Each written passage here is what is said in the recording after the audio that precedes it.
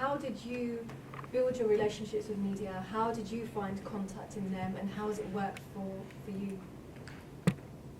Yeah, pretty much. It was, we started to just do some events, whether it was food drives or whether it was inviting basics of SikhPA down or just anything, and whether it was inviting Khalsa bikers down because they had a tour. And then we just started thinking to myself, okay, we need to get this into the media, but we literally had no idea how to get into the media, nobody to tell us what to do or anything. So we had this sort of random organic journey that we went through, which took about a couple of years, basically through trial and error and what works. So basically, literally, phoned up the local newsroom. I want to get a story into the paper. How do I do it? They just literally tell you to send the information, and you send the information, and just from then onwards, you can sort of figure out what they're looking for. The story has to be, has to be different. It has to have a catchy title. So for example, we did a Turban Day in Leicester at the Start Day, and on one occasion we called it Turban Day 2013. No media responded. But the following year we called it Urban Turban, right? An event that happened in Derby. And media were going crazy simply because we called it Urban Turban, and it was just more exciting. BBC Radio Leicester, we went into there, and I tied the Start on a presenter, live in the studio, and they put it onto their Facebook account. And literally, because it was titled Urban Turban, and they got really excited about it. It sounded catchy, it sounded fun.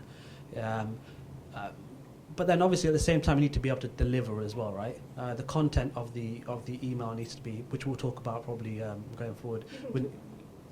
The content has to be written quite professionally, has to have some structure to it, has to have potentially some quotes in it, which organisations are going to be involved. It has to be quite exciting as well. And it has to make the person, the press person, want to cover this story.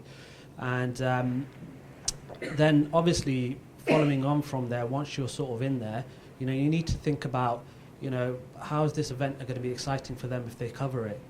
So there's a number of things like that, but there's plenty of sort of hooks that we can sort of talk about. So one hook is Urban Turban, right, which is, basically interesting, exciting. But then, when we did the Khalsa Bikers event, we tried to, in our content, make sure that we made it very exciting, but also very visual for the reader. So we said, we use words like 30 strong bikers, leather clad, flowing beards. When they were reading, we wanted to paint a picture in their head through words, through this press release, so that, they literally thought, okay, we need to cover this. This sounds fantastic. And, that day we had, sort of TV coverage from BBC, ITV, the local paper, sort of other local TV channels. Everybody was there basically. And so that's another way. And then obviously you can put interesting statistics in there. So, we've previously done like a food drive before, where we collected 10 tons of food in one day. And the following year we said our target is to collect 15 tons. So you put that target in there, and then all the the local press are quite excited. They think, okay, yeah, they're going to Sikh community on Vaisakhi Day are trying to hit this target, for our local food banks, which is keeping it relevant as well, because the food's going to go to obviously Midlands Langar Seva Society, but also local food banks who need it, local charities who need it. So it's got to be relevant for the local community as well.